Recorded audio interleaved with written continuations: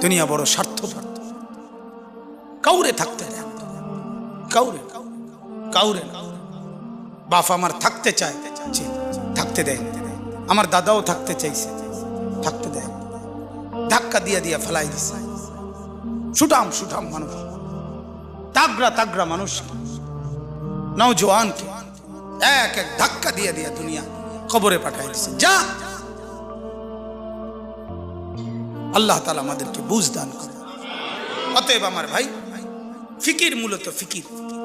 আমরা মুসলমান, আমার কথা রাগ হইয়েন না, আমি আবেগে বলছি, মহব্বতে বলছি। যারা দাড়ি ক্লিন শেভ করেন, দাড়ি কাটেন, তাদের কাছে আমার অনুরোধ, আপনি আরেকবার ভাবেন কেন কাটতেছেন।